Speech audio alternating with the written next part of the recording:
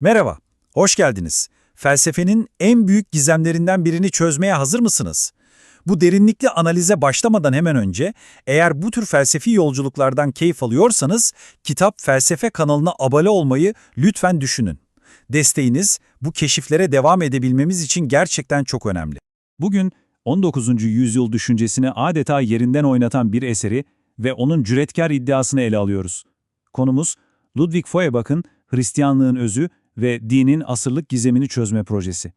Feuerbach'ın bu devasa projesi binlerce yıldır hem felsefenin hem de dinin kalbinde yatan o dev soruyla başlıyor: Tanrı nedir?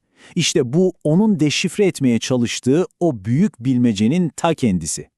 Feuerbach'ın bu soruya verdiği cevap hem çok şiirsel hem de bir o kadar sarsıcı.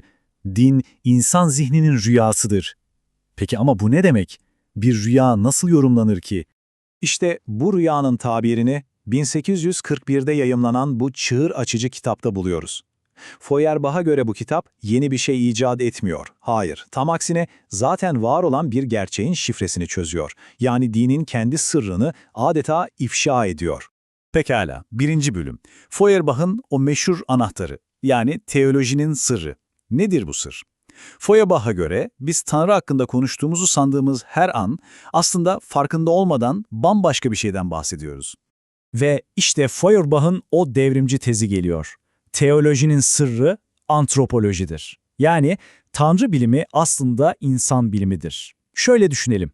İnsan kendi doğasında var olan en iyi özellikleri, aklı, sevgiyi, iradeyi alıyor. Sonra bunları tüm sınırlardan arındırıp mükemmelleştiriyor ve ortaya çıkan bu ideal versiyonu gökyüzüne yansıtarak ona Tanrı adını veriyor. Bu yansıtma mekanizması neredeyse bir zıtlıklar oyunu gibi işliyor. İnsan kendi sonlu, ölümlü haline bakıyor ve bunun tam tersini, yani sonsuz bir varlık tasavvur ediyor. Kendi zayıflığını görüyor ve karşısına her şeye gücü yeten bir Tanrı koyuyor. Kendi kusurlarına karşı mükemmel bir Tanrı yaratıyor. Peki bu yansıtmanın bir bedeli var mı? Hem de nasıl? Feuerbach'a göre bu bedel çok ağır. Tanrı'yı zenginleştirmek için insan fakirleşmeli. Tanrı her şey olabilsin diye insan hiçbir şey olmalıdır. Yani insan kendi özündeki en değerli nitelikleri dışarıdaki bir varlığa yansıttıkça kendisine yabancılaşıyor ve kendi değerini adeta sıfırlıyor. Ve geldik 2. bölüme. Çelişkinin kilidini açmak. İşte bu yabancılaşma, Feuerbach'a göre dinin tam kalbinde büyük bir çelişki yaratıyor. Yani dinin gerçek özüyle sahte özü arasında bitmek bilmeyen bir gerilim. Feuerbach'ın analizi burada 2 adıma ayrılıyor. Birinci adımda dinin gerçek, yani olumlu bir özü var. Bu özde din aslında farkında olmadan sevgi ve bilgelik gibi en temel insani erdemleri kutsuyor. Ama ikinci adımda sahte özde teoloji devreye giriyor ve diyor ki hayır, Tanrı insandan tamamen ayrı, bambaşka bir varlıktır. İşte çelişkiler de tam buraya başlıyor. Bu çelişkilerin en keskin, en bariz olanıysa dinin kalbindeki 2 temel duygunun, yani inanç ve sevginin çatışmasında kendini gösteriyor. Bu ikisi arasındaki fark gerçekten de gece ile gündüz gibi. İnanç, doğası gereği Tanrı'yı özel bir varlık olarak tanımladığı için insanları inananlar ve inanmayanlar diye ayırır. Dogmatik ve dışlayıcıdır. Oysa sevgi tam tersini yapar. Sevginin doğası evrenseldir. Sınırları eritir. İnsanları birleştirir, bütünleştirir. İşte tam da bu yüzden Feuerbach için sevgi, dinin gizlediği o büyük gerçeği, yani insan türünün birliğini açığa çıkaran asıl güçtür. Bakın ne diyor? Sevgi, insanı Tanrı'yla ve Tanrı'yı insanla özdeşleştirir, sonuç olarak insanı insanla özdeşleştirir. Yani Tanrı sevgisi dediğimiz şey aslında insan sevgisinin bir yansımasıdır. İnanç ise insandan apayrı bir Tanrı varsaydığı için tam tersi bir etki yaratıyor. Kaçınılmaz olarak insanı insandan ayırıyor.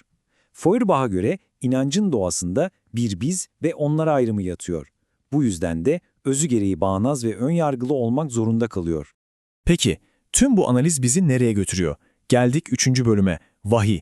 Feuerbach'ın vardığı sonuç basit bir eleştiri değil, insanlığa dair yepyeni bir anlayış, bir teklif.